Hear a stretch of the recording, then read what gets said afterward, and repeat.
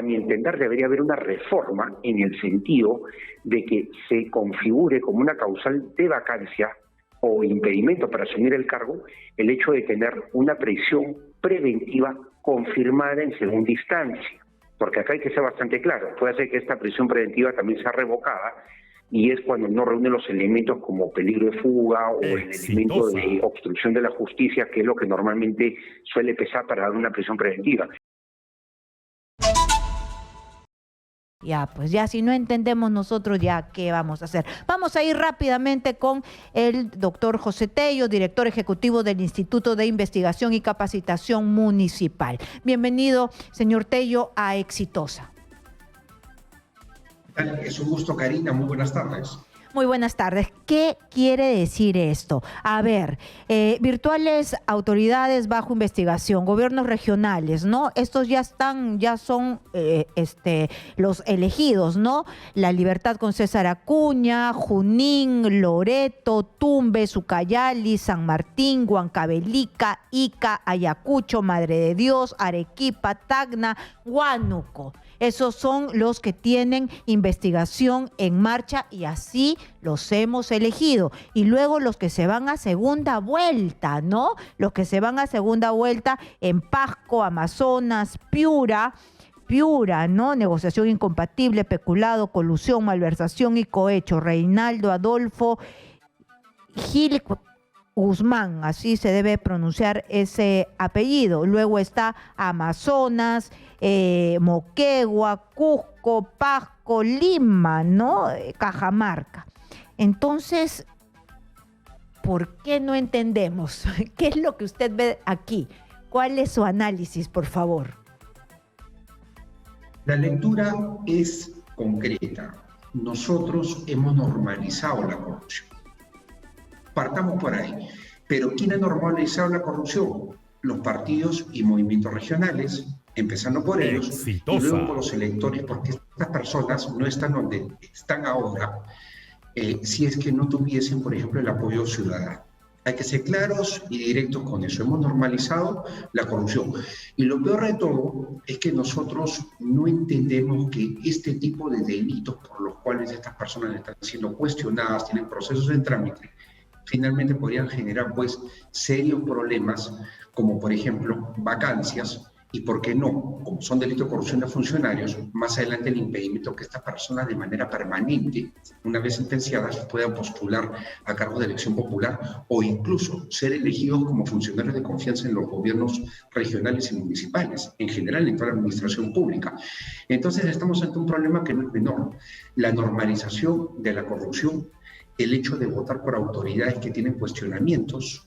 Bueno, hablemos de candidatos, los volvemos autoridades con este respaldo ciudadano justamente a gente que está cuestionada. Y es un serio problema como sociedad que tenemos y que amerita claramente que hay una toma de conciencia y un trabajo en lo que se refiere a la educación cívica en este país y que señor Tello, como una solución. Vamos a mejorar su audio, por favor. Vamos a mejorar su audio en este momento. Estamos tratando de mejorar el audio. Usted me decía de que elegir a estas personas que tienen esta carga procesal, estas investigaciones, va a conllevar una serie de problemas. Primero la vacancia, después la inhabilitación, pero también estamos poniendo en el cargo a posibles corruptos, ¿no? Es decir, de repente no los vacan, de repente salen bien librados y de repente siguen robando. De repente son especialistas en cobrar sobornos, en malversar los fondos y de repente han pasado piola, ¿no? Van a pasar piola en los procesos penales y resulta que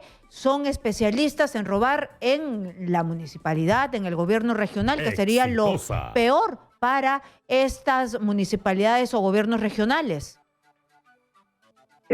Tenemos un serio problema, Karina, porque efectivamente pues vamos a tener gobiernos, o sea, gestiones convulsionadas, complicadas. Vamos a tener nosotros procesos de vacancia, suspensión mínimamente si es que se ordena alguna prisión preventiva. Y vamos a, sin lugar a dudas, a sentir ese desgobierno y la falta de credibilidad de un sistema que la propia ciudadanía, con este tipo de elecciones, demuestra pues que habiendo normalizado la corrupción, bueno, pues como que esto ya se ha vuelto algo cotidiano, ya no genera ningún tipo de estupor o de fastidio, de molestia. Es complicado porque en realidad acá partidos, movimientos y finalmente electores somos los causantes de este tipo de situación.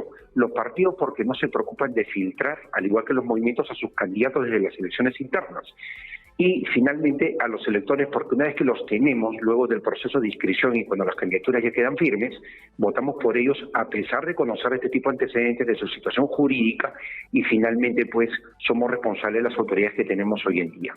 Muy bien, los partidos políticos tienen una gran responsabilidad aquí porque serían los que nos deben mostrar una mejor lista, ¿no?, de candidatos. Por supuesto. Claro, son ellos los que deben filtrar. Pero, Karina, y acá me permito hacer una apreciación y espero que los oyentes de Exitosa a nivel nacional tengan cierto nivel de sensibilidad. Miren, nosotros nos quejamos los partidos en movimientos del tipo de gente que nos presentan, pero finalmente cuando terminamos eligiéndolos, incluso hay una autoridad ahorita electa que está en condición de prisión preventiva, lo cual es complicado. El de Tacna. Nosotros finalmente estamos optando como electores por estas personas y somos consumidores de baja calidad. O sea, no le podemos pedir a los partidos políticos y a los movimientos regionales que nos traigan gente idónea si finalmente pues terminamos aceptándolos y normalizando la corrupción y eligiéndolos, como se da en este tipo de situación donde estamos eligiendo a personas que incluso están con arresto domiciliario. Claro, porque si alguien está con arresto domiciliario es que no solamente tiene una acusación fiscal, sino que ya el Poder Judicial, un juez dijo, sí, ya hay los elementos pertinentes para que yo creo que esta persona se puede escapar. Es decir, no solamente es el dicho de un fiscal, sino un juez ha determinado que esté en una prisión. Y estamos hablando nosotros precisamente de autoridad ya elegida por Tacna, Luis Ramón Torres Robledo, que es la más escandalosa, ¿no? Pero creo que no es solamente él, creo que también hay otra persona que es de Ayacucho, Wilfredo Oscorima. Sí, Oscorima, que tiene una situación, no está en detención domiciliaria, pero creo que ya está también casi en lo mismo, ¿no? ¿Cuál es la situación de él? Y acá la situación es complicada porque estas personas con una prisión preventiva no podrían asumir el cargo, tendrían que estar suspendidas, no vacadas, hasta que, bueno, se solucione su situación jurídica y puedan efectivizar, o sea, el ejercicio del cargo. Pero esta es una situación compleja. ¿Por qué? Porque genera un ánimo de desgobierno y es lo que percibe la ciudadanía porque lo que se busca es que la autoridad sea elegida para que ejerza su cargo.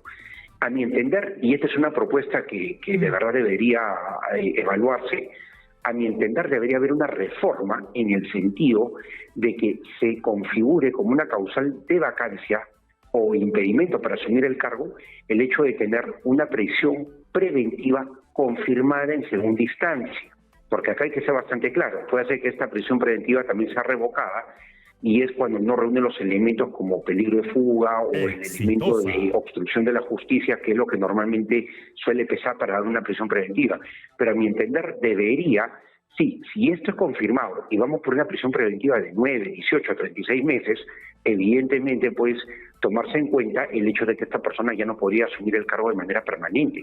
Y repito, debería ser una causal de inhabilitación, con lo cual no podría ser ni siquiera proclamado, tampoco podría asumir el cargo, o si no, en todo caso, una causal de vacancia, si es que ya se atravesó por la etapa de juramentación y ejercicio, aunque sea por un poco tiempo el cargo.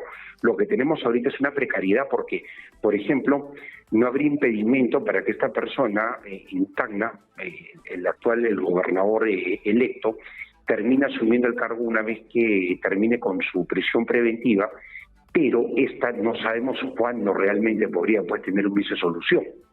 Y muy eso bien. genera inestabilidad. Lo que vamos a determinar aquí, el de Tacna, Luis Ramón Torres Robledo, es el que está acusado de tráfico de influencias, negociación incompatible, malversación, colusión y cohecho.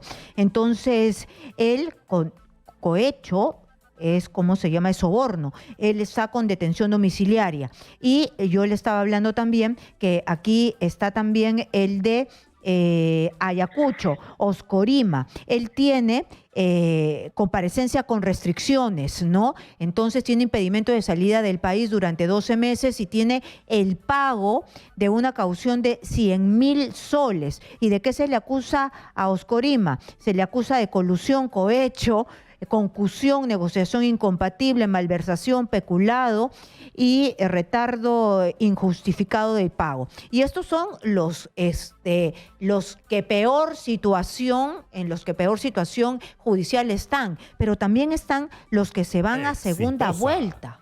Los que se van a segunda vuelta también traen una cola de procesos e investigaciones. Y no son pocos, ¿ah? Está el de Pasco, Amazonas, Piura, Moquegua, Cusco, Lima, Cajamarca. Entonces, aquí también hay que ser responsables como ciudadanos, ¿no? Hay presunción de inocencia, pero ya nos ha pasado mucho, ¿o no?